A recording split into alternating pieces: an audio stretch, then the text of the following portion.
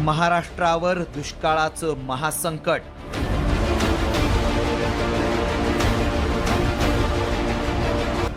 एकोणीसशे 50 नंतरचा महाभयंकर El Nino.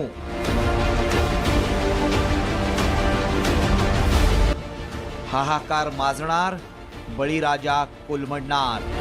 जागतिक हवामानात मोठे फेरबदल घडून आणणारा आणि भारतासाठी व्हिलन मानला जाणारा एल निनो प्रशांत महासागरात सक्रिय झालाय.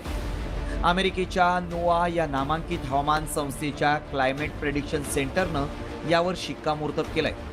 त्यामुळे भारतातल्या मान्सूनवर याचा मोठा परिणाम होण्याची शक्यता आहे. यामुळे पावसाचं प्रमाण अनियमित होऊन शेतीवर मोठा परिणाम होण्याची शक्यता आहे. प्रशांत महासागरात तापमान सरासरीपेक्षा वाढल्यानं एल निनो सक्रिय झालेला आहे आणि यंदा 1950 नंतरचा सर्वाधिक तीव्र एल्नो राहण्याचा 63% अंदाज आहे.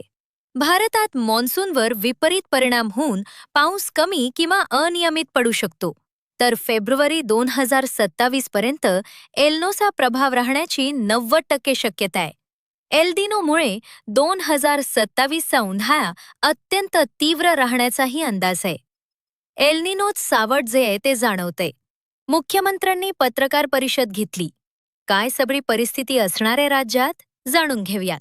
तर पहा, एल निनो सध्या पूर्व विषुववृत्तीय प्रशांत महासागरामध्ये तापमान जे समुद्राच तापमान हे 0.5 डिग्री सेल्सिअस पेक्षा जास्त झालेला आपल्याला दिसून येत. परंतु ते पूर्णपणे सक्रिय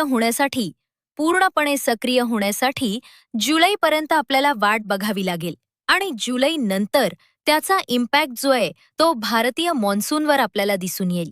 राज्यास भारतामध्ये समजा आपला जर दीर्घकालीन अंदाज बघितला किंवा आपला लॉंग रेंज फोरकास्ट बघितला तर त्यामध्ये आपण ऑलरेडी तसं सांगितलं होतं की ह्या वर्षीचा जो पूर्ण पाऊस आहे, पूर्ण देशाचा जो पाऊस आहे तो 90% इतकाच पडण्याची शक्यता आहे आणि महाराष्ट्रामध्ये सुद्धा तशीच परिस्थिती असण्याची शक्यता आहे.